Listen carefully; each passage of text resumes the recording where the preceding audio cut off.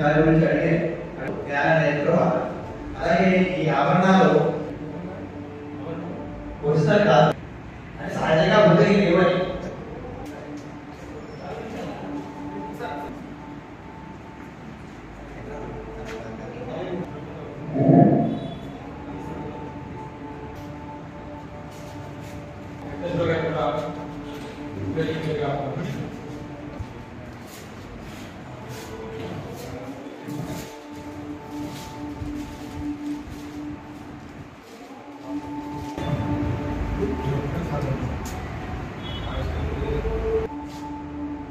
ఇవ్వండి సార్.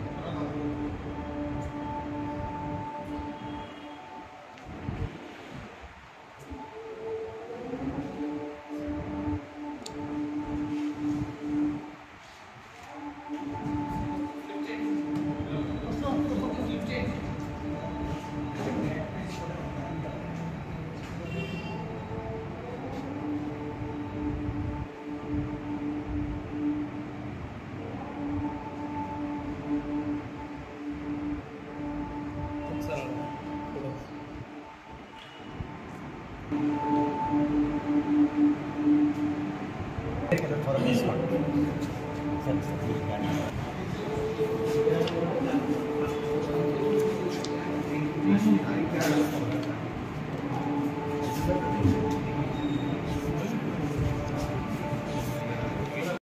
అందరికీ తెలిసిన కథలు అవుతామంటే తాను తెలుసుకోవడం సత్యమేది అసత్యమేది తెలుసు. అందరికీ తెలిసిన కథ ఒక తల్లి బిడ్డ చనిపోతే ఆడికి నలుగురు పిల్లలు చనిపోయారు. బుద్ధుడేదో మన పరిగెత్తుకుంటూ సమయంలో అలా మాట్లాడితే శబ్దాలు చెప్పుకుంటూ వస్తున్నాయి. చెప్పుకుంటూ వస్తూ సుబ్బారావు చెప్పారు చదవలేదు. అయితే బౌద్ధం క్లియర్గా ఏం చెప్తుంది, బౌద్ధం ప్రజల వ్యవస్థలో నిర్యాణం అనే పదానికి ఏంటి మీనింగ్ అనే స్పష్టంగా దీంట్లో తెలుస్తుంది. బౌద్ధ జీవనం అంటే నిర్యాణం అంటే మనిషి కోరికల్లో అదుపులో పెట్టుకుని పంచశీలాలు ఈ అష్టాంగ మార్గాల ద్వారా మనం కరెక్ట్గా చూపించినట్లయితే ఈ పరలోకం లేదు అని బుద్ధులు చెప్పాడు, సరిగ్గా చెప్పాడు. అదేవిధంగా పరలోకం గురించి మాట్లాడకుండా ఇక్కడే నువ్వు దుఃఖాల నుంచి దూరంగా లేదా కష్టాల నుంచి దూరంగా, కష్టాలు రావడం కారణం నువ్వే దాన్ని వచ్చి బయటపడే మార్గం కూడా ఉపయోగించుకొచ్చే విధానం చాలా క్లియర్గా బౌద్ధంలో ఉంటుంది. మనిషి ప్రశాంతంగా జీవించి తన జీవితాన్ని ప్రశాంతంగా జీవించాలి అనే విధానాన్ని బుద్ధుడు ఎలా చెప్పారో అది దీంట్లో క్లియర్గా ఈ బుక్లో ఉంది.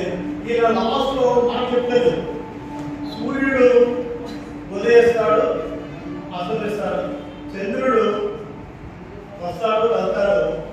అయితే నిత్య పరిపూర్ణ జ్ఞానవంతుడు ఆయన బుద్ధుడు మాత్రం పగల రాత్రి నిత్యం ఇప్పుడు కూడా ప్రకాశిస్తుందనే మాట నాకు చాలా నచ్చింది. ఆ లాస్ట్ వర్డ్ అయితే దీన్ని చెప్పడం వల్ల బౌద్ధ జీవన విధానం, బుద్ధుడి యొక్క జీవిత చరిత్ర చాలా క్లియర్గా అర్థం చేసుకొచ్చిన ఈ సందర్భంగా నేను ఆహ్వానిస్తున్నాను. ఈ నవల రాసినందుకు గణసత్యనారాయణ గారు సోదరుడు అన్నగారు మా సీనియర్ ఆంధ్రలో మేము చదువుకున్నప్పుడు వెళ్ళి ఎంఎల్ చేశారు. అప్పటి నుంచి మాకు అన్నదమ్ములుగా పెట్టుకుంటాం. ఆయన దీనికి చేసిన కృషి నేను ప్రత్యేకంగా అభినందనలు తెలియజేశాను. Thank you.